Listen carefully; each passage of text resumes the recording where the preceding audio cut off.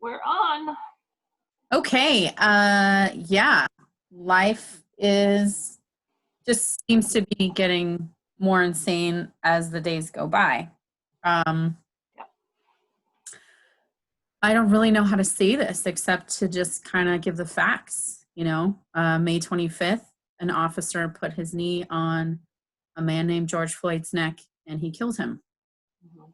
And it started a movement that's been going on forever. It sort of added a spark to it. It's not as movement didn't exist, right? Movement has been there all along. It's just that it was what some people needed to see in order to be woken up a little bit further. I don't know what else to say other than that. In light of that, I think you and I should talk about the question, how can art advance a social justice movement?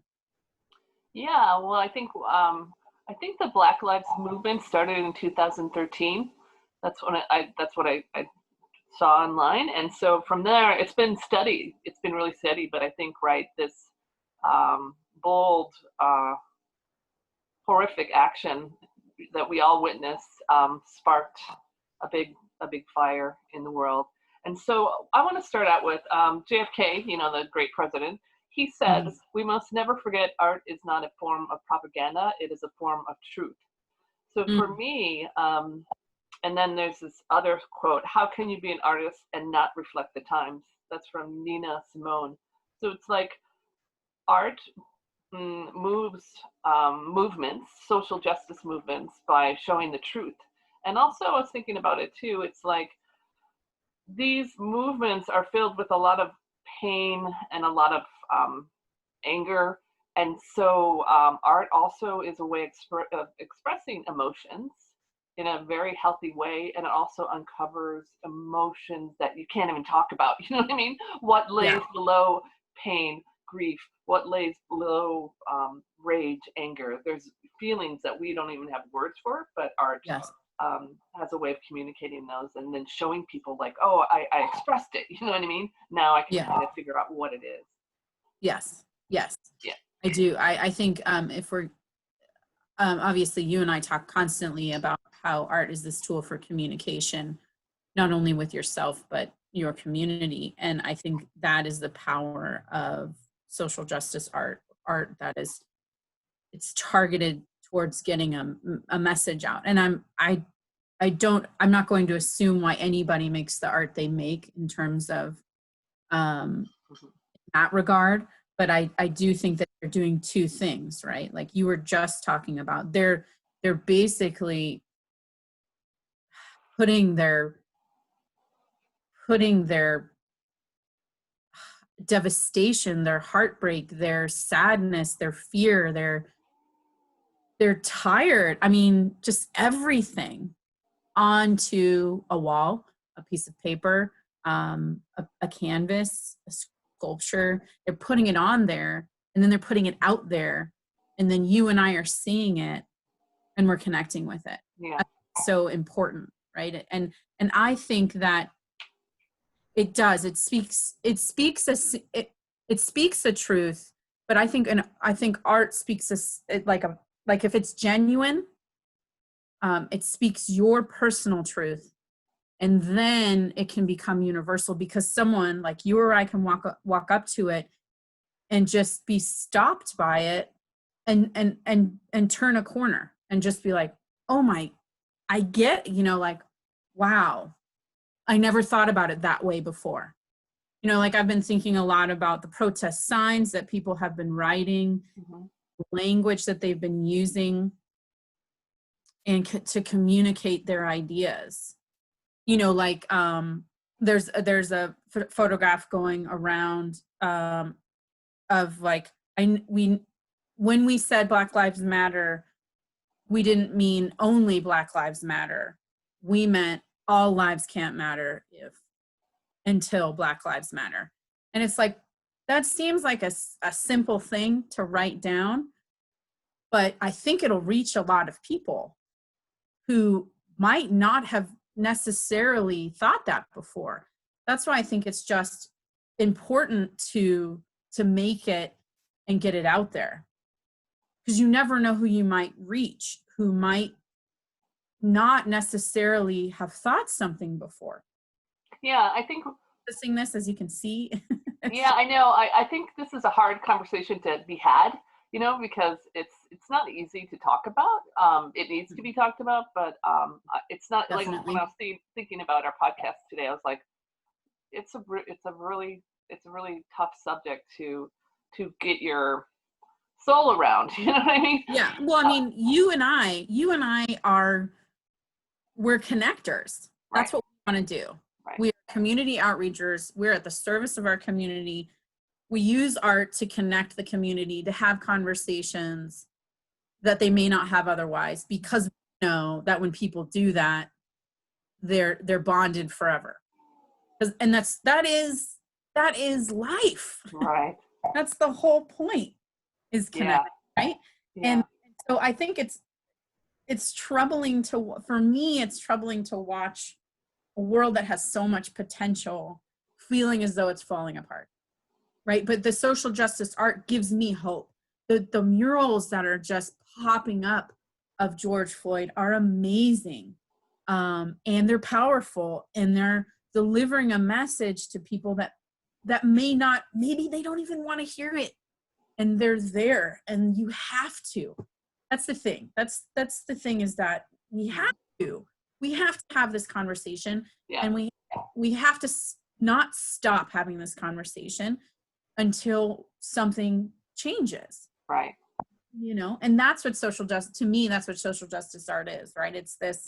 It's part of protesting, it's part of the protest signs, but it's also part of just a movement in general, because you can have social justice art in an art gallery, and it's to bring voice to ideas that don't have, that haven't been given a voice or deserve a voice, or explaining it in a way maybe that people who didn't understand it before might get it.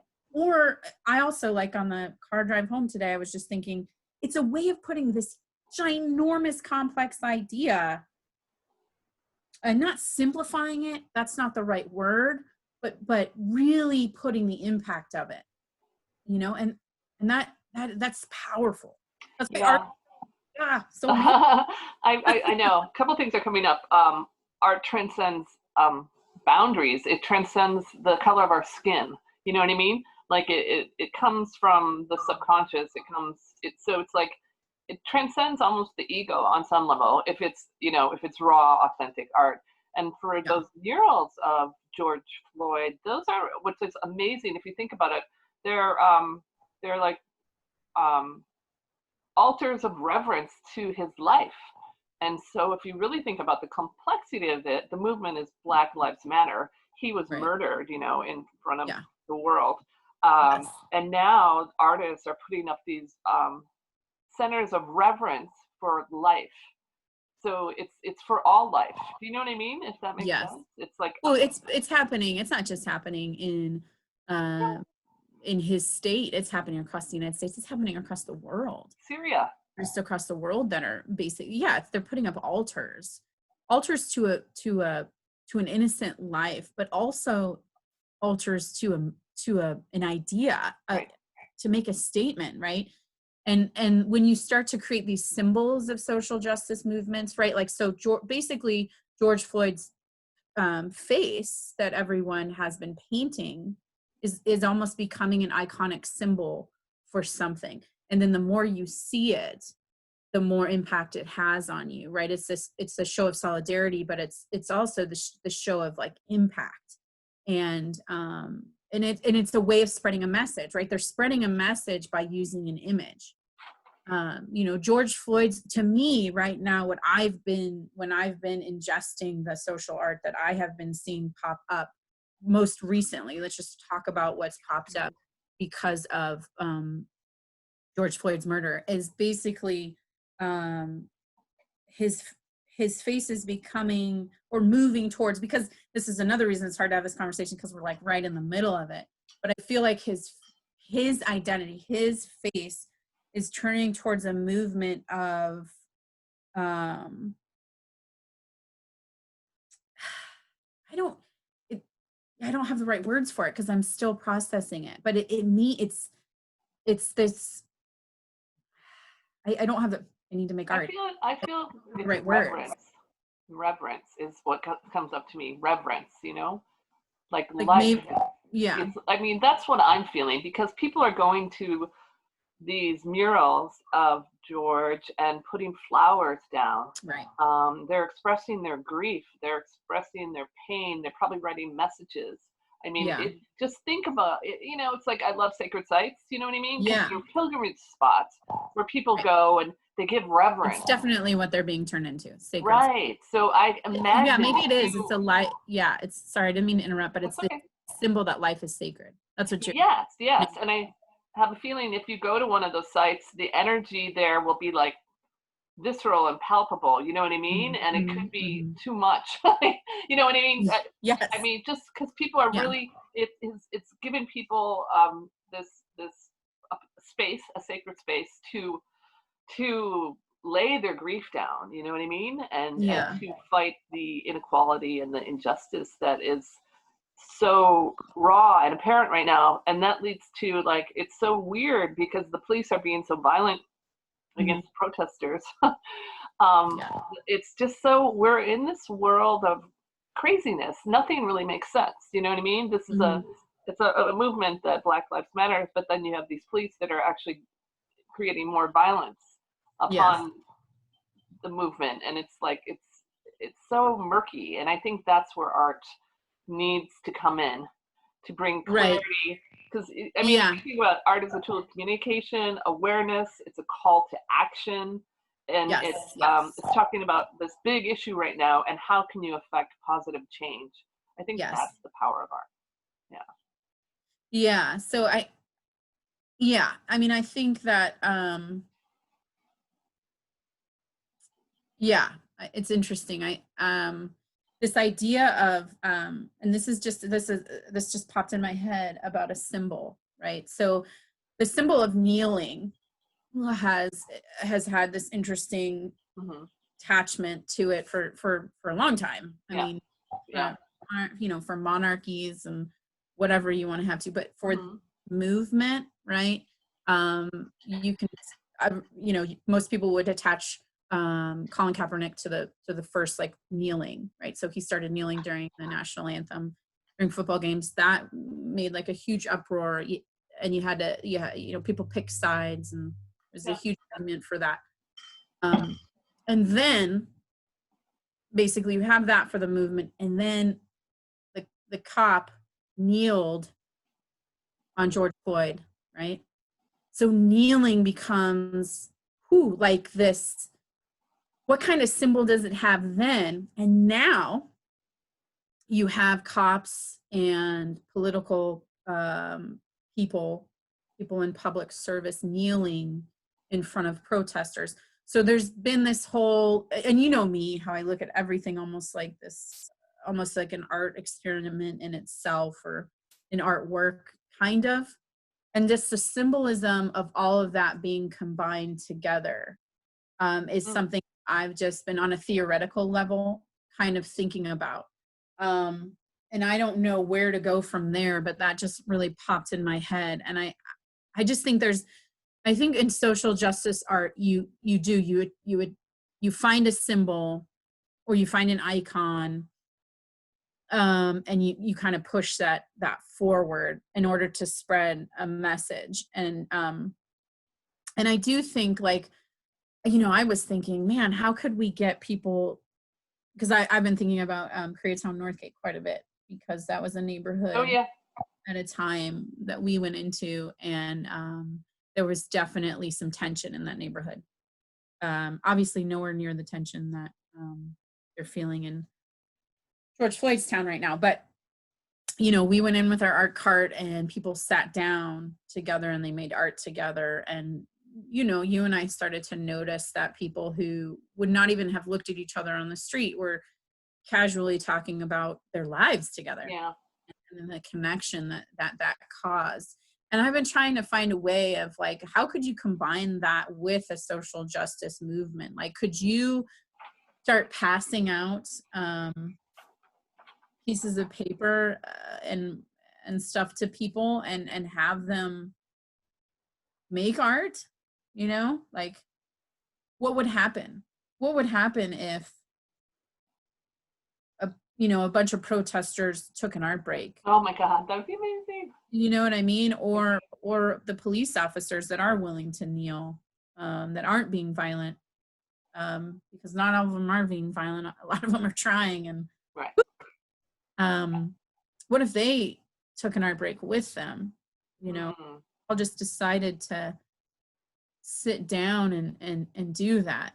But then part of me is like, in an essence, they're kind of taking an art break. Like a protest is sort of like performance art in my mind. Yeah.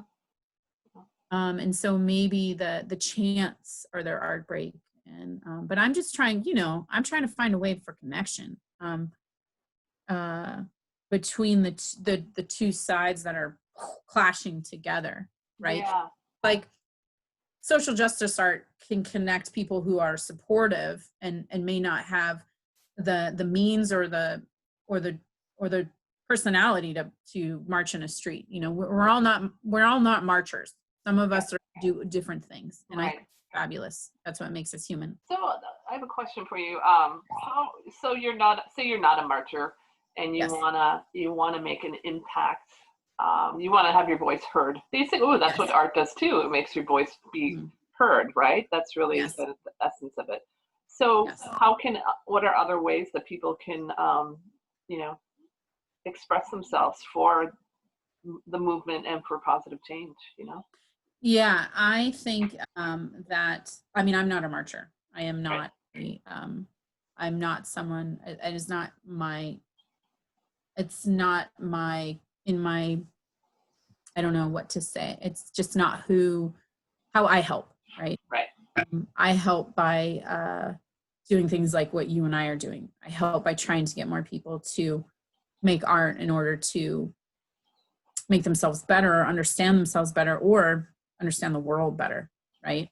I like to create projects that sort of influence people to get more connected, right? Mm-hmm. So I think someone right now that's like, I can't, either for health reasons or it's just not who I am. What they could do right now is just what you were saying, is take an art break, and show yourself how you feel about what's happening right now, specifically in regards to protesting in the street, Black Lives Matter, police brutality, whatever. Take an art break around that. And then reflect on what you learn yourself, because I imagine you'll learn something, because we're all in the middle of this process. We're processing it right now, and we're trying to understand it, and everything like that. And then if you want to have the courage to share it, because you might be surprised at how many people are feeling the same way you're feeling. And yeah, I think that's, the thing I like about making art is I think it opens up your mind and it opens up your heart. And we need that right now. Yeah. If we need anything right now, we need people to open their hearts. We need people to open their minds, because if it continues down a road that I think it's continuing down, people are just going to build bigger walls. That's all they're going to do. And we're not going to, you constantly talk about art, the projects that we work on is breaking down barriers and creating a bridge. That's what we do right now. We need to create a bridge, or our society will collapse. So I think that, I don't know. Yeah. I think everybody has a role to play, and you need to find that role, and you need to embrace that role. I'll share this. Let me see if I can find the person that created it real quick, because I found it and it was good for me, because I was feeling a bit helpless. As I live in a town that is a bubble. We're not an extremely diverse town. We're aware of that, and we actually work on that as in the government and in the police. And I've been checking my police department and things like that. But we don't have a very diverse community. And so, it's also not very large. We've had protests. They've all been peaceful. We have not had any looting or anything like that. But not living in a big city, I don't know. You feel kind of disconnected from the movement, and trying to find a way to feel part of the movement. And quite honestly, I've been feeling guilt about not protesting, but it's not who I am. I have my own reasons for not doing it. And people can ask me why, and I can tell them or not, Anyway, there's this woman who created something called, it's mapping our roles in a social change ecosystem. Yeah, I saw that. That's really cool. Yes, it's amazing. And I don't know if I'm pronouncing her name correctly. Her name is Deepa Iyer. Yeah. Eeepaiyer. And of course, I'll share it in the links. And that's what I would charge people with doing that. Check this out, because it completely changed my perspective. And I knew my role right away. Right. Because I connected with it. And I was like, oh, okay, this is what I feel passionate about doing. And so I'm just going to charge for it, and I'm going to do these things, right? Because there's something called a weaver, which is, I think, what you and I do. Yeah. The through lines of connectivity between people, places, organizations, right? That's what art is moving is all about. It's about connecting people. It's about using it to connect people, not only with themselves, but with the rest of the world, right? Yeah. There's just this long list. Obviously there's the frontline responders. Those are the protesters. And every one of them matters because, there's different, this isn't just about one thing. It's about so many things happening all at once, Yeah. We need to change. I love this too, because I pulled it up, and I think when I look at it, what artists are for me, they're weavers, experimenters, visionaries, builders, and healers and storytellers. Yes. I think the marchers of frontline people are the frontline responders, the disruptors. And everybody's needed, and we're all part of it. And I think that what you're alluding to is right now we don't really know what's going on, on some level, because you were talking about the dichotomy of the symbol of the kneeling, how there's both sides right now and they're together, and it's like, we're, how do I say this? We're in territory that we knew was there, but we never saw it together, if that makes sense, in such a profound way. Yes. And I think that, I'll link to the person who I was listening to. His name is Yellow Pain. He's an artist, a musician. And he basically said that, I'm totally paraphrasing, so I really am going to send the link of his voice. But he was basically saying, he tries to look at the light at the end of the tunnel, and as devastating as George Floyd's life is, he feels as though because it was filmed, it was filmed, and there is absolutely no question what happened. Nobody can argue. Nobody can argue that that he did anything. He was laying on the ground. I mean, I can't even say this. He's laying on the ground for 9 minutes.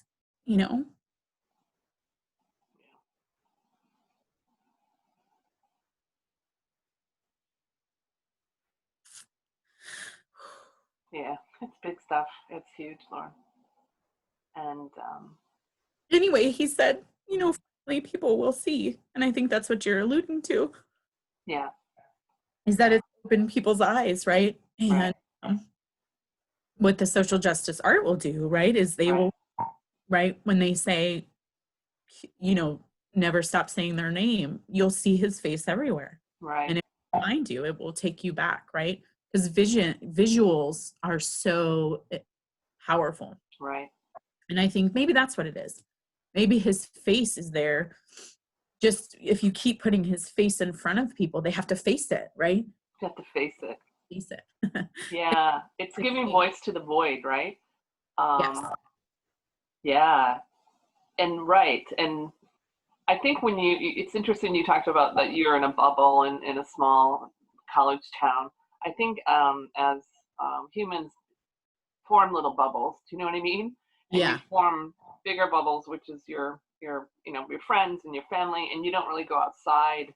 And what I think is social justice art and movements make you go outside, and then they make you go. Totally. Your Yeah. bubble. I think our bubble has been like cracked open and on so many Yeah. levels because we're still in the pandemic. We forgot about Right. that. Right.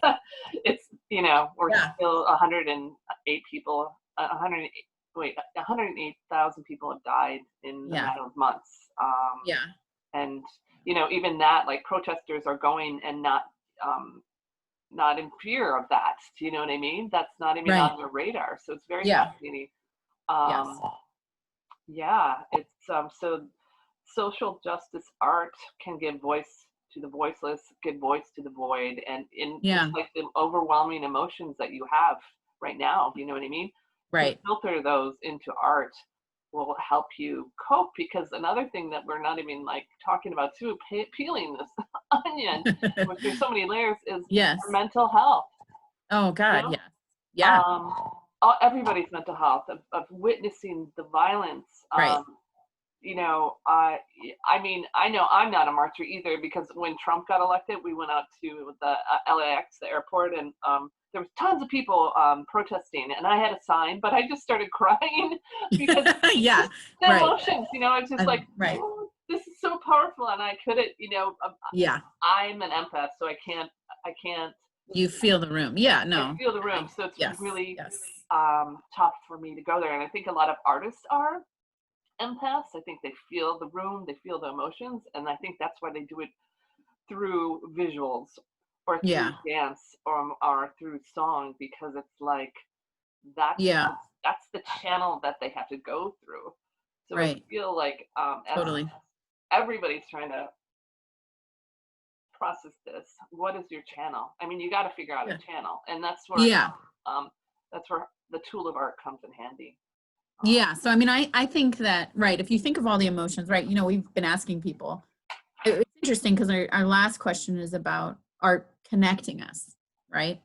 Which I found fascinating now, because I feel like we're completely, people are starting to disconnect, right, from one another. They're making the world black and white, and they're picking a side. And I understand the propensity towards saying that to someone, right? You need to pick a side. And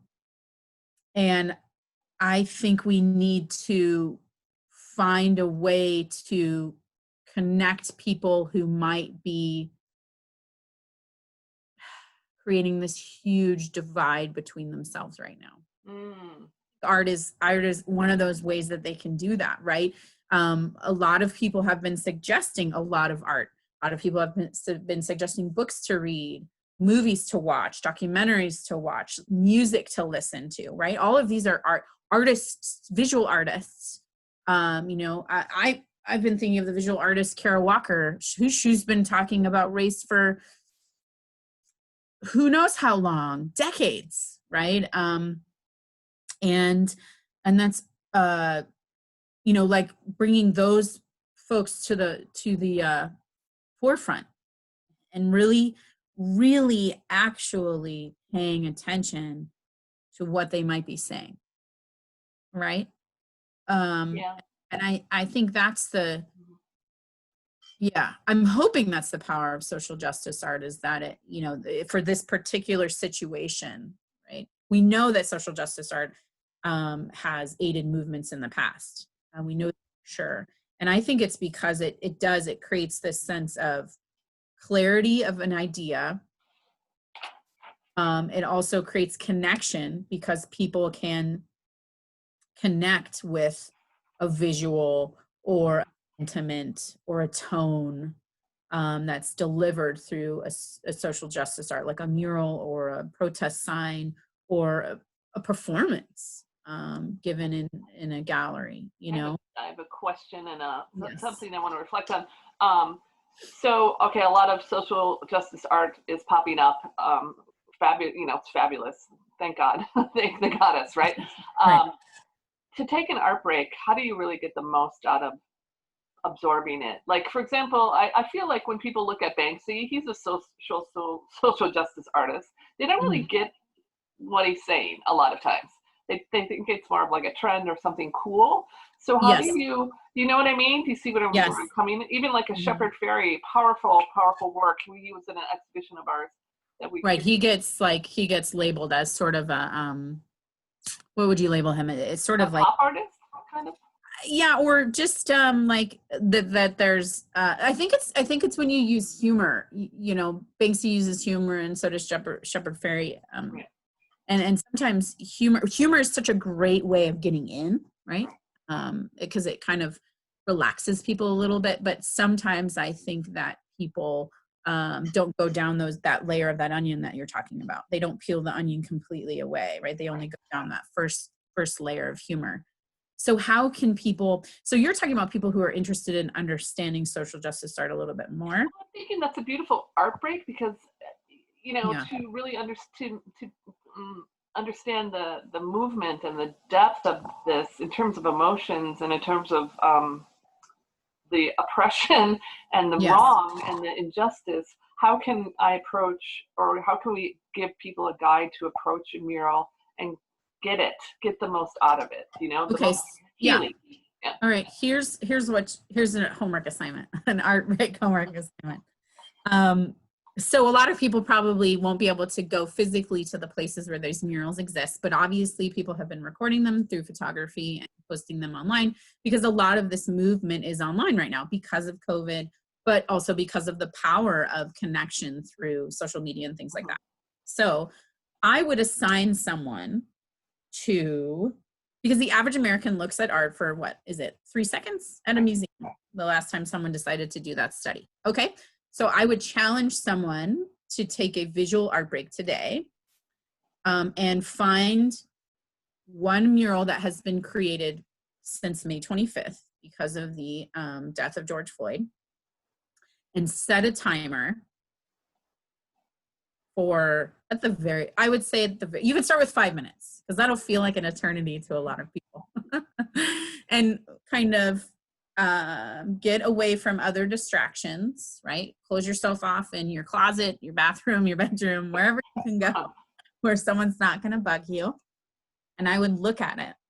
I would look at it for 5 minutes and try to, like, you know, you talk about this. Ask it what it wants to say to you. Ask the mural, what are you saying to me? Don't read the article that the mural's in. Don't do anything. Just you. Trust yourself, trust your heart, trust your gut, and listen to the mural. Okay, it'll ding in 5 minutes. Maybe set another timer for 5 minutes and write what the mural said to you. Right? And then read it. And then do it again in a week and see, like, or if you want to know more, then read the article and contact the artist. Contact the artist and share. Because you know what? I'm sure that artist wants to read it. I mean, wouldn't you want to read what someone had to, like, you know, the conversation someone had with your art? I would always welcome it, whether or not someone thinks it's quote unquote negative or not. So I'm in the position now that we need to have a conversation. Yeah. We need to talk about race, and we need to not stop talking about it until we come up with a solution, right? I've become kind of slightly pragmatic about things, right? Like, let's identify one problem at a time, because there's a whole lot of them. Yeah. So we have a problem with use of force, okay, right? So you find that problem, and then you solve that problem, and then you find out what the other problem is, and then you solve that, you know. Oh, something we haven't mentioned, which I think is fabulous, is there's a lot of infographic art going around about explaining things to folks, of like steps you can take to be involved in something, in a social justice movement. And there's a great, if I can find it so I can give credit to the artist, it was about like how you can help. And it was this, like, you pick an idea, you pick one, and it's so you don't get overwhelmed, because there's a lot of work to get done. You pick one, you unpack it, you fix it, you pack it back up, you pick the next one, and you move on. And it's this beautiful way of understanding that, because you can get overwhelmed. I want to solve the world's problems in 5 minutes. Right. You know what I mean? I do. Right. I want us to be united, because we're better when we're united. The world flourishes when we're united.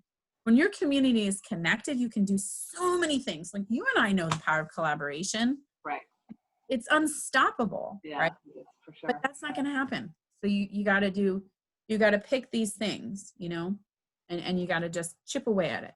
I found a great article. I'll send it so we can post it. It was on KQED or the PBS Education, but it said how to create social justice art if you want to do it. This is a way to do it. It's pretty cool. It's only 5 steps. The first is, we've been alluding to this, use iconic imagery. And that could be, like you said, take the issue, may it be race or oppression or violence, and that would be what's iconic imagery. And they usually look to pop culture images that relate to that. You know what I mean? And then use a distinctive technique is number 2. Okay. And number 3 is tap into topical eras. Like, what's the most pressing issue right now? What is the most for you? This would be for you. Yeah. And make it approachable, and then get your art out there. Share it with the world. So those are those steps. Yeah. I think I definitely want to send a link to that. Yeah, that's what I think that. So if people are really interested in creating social justice art and making it public and sharing it and spreading the word, yeah, I would say, like, it might feel overwhelming at the beginning, because when I think about it, it feels overwhelming. Yeah. And just like you said, you want to, and this is the beauty of art, that artists have the capabilities of doing, is you want to take an idea, but you have to take a complex idea and you have to simplify it in a way that's impactful. Right. And that's the beauty of social justice art that is successful. It has a way of communicating a complex idea that someone will grasp in that 3 seconds, right? And I think that's why people use faces a lot, right? Because a face will stop you, and it's and human, right? You relate to human faces because you're human, and you'll spend a little bit more time there with that artwork. And then bold colors, right? Shepard Fairey, you mentioned him, right? Or strong graphics, right? I was thinking back to our gallery days in Oakland, and we had several different types of protest artists actually for that show, Art and the Body Politic, right? We had a performance artist, we had a poet, we had the tortillas, amazing. And so, yeah, you just find that's what you were talking about, find your technique. I love it. I think I would love to see people who have never made social justice art create it, because I think that's what we need. I think people who have not spoken before should speak. Yeah. Right? Because we all need to do that. We all need to say something. Yeah, that's true. Right? Whether it be through your voice or through your art or through your donations or through your, I don't know, but we need to say something.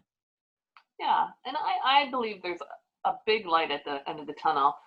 Through all the chaos and the violence, you see this beauty. You see beauty. I saw one clip of news where the cops were like dancing, like in a line dance with people, like in like in the middle of America, and you keep on seeing these little lights, these little sparks of light. Yes. So I think we are at the point, like you said, where people are having to decide which side they're on. But I feel like people want to go to the light.